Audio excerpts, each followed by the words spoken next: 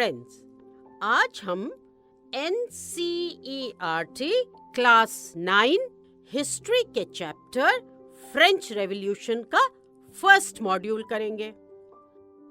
तो चलिए स्टार्ट करते हैं हम अपना पहला मॉड्यूल। तो सबसे पहले ये समझते हैं कि रेवोल्यूशन होता क्या है। तो रेवोल्यूशन जो है, जब कुछ लोग फोर्सिबली मतलब फोर्स यूज करके किसी फॉर्म ऑफ गवर्नमेंट को ओवरथ्रो करते हैं, मतलब हटा देते हैं, to bring in a new system, वो होता है रेवोल्यूशन। और ये जो चेंज होता है, मतलब न्यू सिस्टम का आना होता है ड्यू टू द रेवोल्यूशन, वो बहुत नोटिसेबल होता है। फ्रेंच रेवोल्यूशन में लोगों ने क्या किया? मोनार्की को फोर्सिबली ओवरथ्रो किया, हटा दिया, और फ्रांस को एक रिपब्लिक बनाया। तो ये होता है रेवोल्यूशन। जब हम फ्रेंच रेवोल्यूशन की बात करते हैं तो हम बात करते हैं लेट 18th सेंचुरी यूरोप की। In the late 18th century Europe में several revolutions and important events हुए that marked the beginning of a new era. New era मतलब new period. Some of the important events थे the French Revolution जो France में हुआ, and the Russian Revolution जो Russia में हुआ। अब इन सब रेवोल्यूशंस में एक कॉमन फैक्टर था, और वो क्या था? वो था एंड ऑफ मोनार्की। अब ये मोनार्की क्या होता है? मोनार्की एक फॉर्म ऑफ गवर्नमेंट होती है जहां पर किंग उस नेशन, स्टेट या कंट्री का हेड होता है। कौन होता है head? King. King is all in all, मतलब बहुत पावरफुल होता है। एंड कॉमन पीपल के पास ऑलमोस्ट बिल्कुल पावर्स नहीं रहती, नो पावर्स। तो मोनार्की में क्या होता है? जो किंग है वो हेड होता है और उसके पास सारी पावर्स होती हैं, और कॉमन पीपल के पास ऑलमोस्ट नो पावर्स होती हैं। तो जब हम फ्रेंच रेवोल्यूशन की बात करते हैं तो we see that French revolution एक इंपॉर्टेंट इवेंट है in the history of Europe, in fact in the history of the world, as it helped in making the modern world, वो modern world जहां पे मोनार्की हमेशा के लिए खत्म हो गई और एक new system of governance emerge हुआ। अब इस न्यू सिस्टम ऑफ गवर्नमेंट में जो कॉमन पीपल थे वो एक इंपॉर्टेंट रोल प्ले करते थे। कहां पे? In the affairs of the government. और इसके साथ new ideas of liberty, equality and fraternity को एनकरेज किया गया। तो इसीलिए जो फ्रेंच रेवोल्यूशन है उसको कहा जाता है कि वो बहुत इंपॉर्टेंट इवेंट है in the history of Europe, और we can say in the history of the world. अब यहाँ पे ये बहुत इंपॉर्टेंट है समझना कि लिबर्टी, इक्वालिटी और फ्रेटर्निटी होता क्या है। तो लिबर्टी मतलब एक ऐसा स्टेट, मतलब एक ऐसी सिचुएशन जिसमें कोई बंधन ना हो। It is a state of being free. इसको हम फ्रीडम से इक्वेट कर सकते हैं।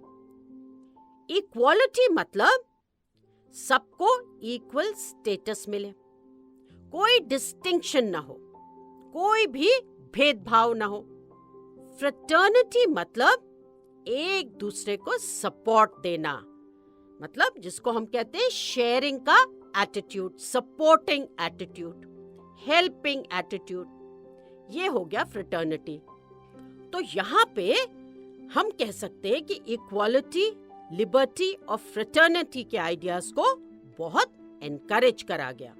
अब ये जो फ्रेंच रेवोल्यूशन है, it lasted for 10 years, from 1789 to 1799, and in this span of 10 years people ने क्या किया बताओ? ये तो अभी अभी हमने डिस्कस करा था कि पीपल ने क्या करा? हाँ, मोनार्की को ओवरथ्रो करा, हटा दिया, गवर्नमेंट को अपने साथ में लिया और फाइनली एस्टैब्लिश किया फ्रांस को एज अ रिपब्लिक। अब लाइक मोनार्की, रिपब्लिक भी एक फॉर्म ऑफ गवर्नमेंट है। और कैसी गवर्नमेंट है? ऐसी जिसमें पीपल अपने रिप्रेजेंटेटिव्स को खुद चूज करते हैं और फिर उसको चूज करके गवर्नमेंट फॉर्म करते हैं। इस फॉर्म ऑफ गवर्नमेंट में कोई रूलर या किंग नहीं होता है और पीपल को equal rights and freedom grant किया जाता है। इस टाइप की गवर्नमेंट में जो हेड होता है वो इलेक्टेड होता है। तो ये हो गया हमारा रिपब्लिक। तो फ्रेंच रेवोल्यूशन में पीपल ने क्या करा था? उन्होंने क्या करा? मोनार्की को ओवरथ्रो करा और फ्रांस को क्या बना दिया? एक रिपब्लिक बना दिया। तो इसीलिए फ्रेंच रेवोल्यूशन बहुत इंपॉर्टेंट प्लेस ऑक्यूपाई करता है in the history of Europe and also in the history of the world. The French Revolution, the Russian Revolution, and many other such similar events form the history of modern world. History किससे बनी हुई है? बहुत सारे events से बनी हुई है। तो मॉडर्न वर्ल्ड की जो हिस्ट्री है, it is formed by the French revolution, Russian revolution और भी ऐसे सिमिलर इवेंट्स जो हुए थे उस टाइम पर। And in the history of the modern world, several violent incidents, deaths and destructions हुए। और जो फ्रेंच रेवोल्यूशन है was no different। French revolution भी शुरू हुआ with a violent incident, जिसमें रेवोल्यूशनरीज ने एक प्रिजन known as Bastille पर अटैक किया और उसको कंप्लीटली डिस्ट्रॉय कर दिया। सो अब तक जो हमने पढ़ा वो एक ब्रीफ इंट्रोडक्शन था।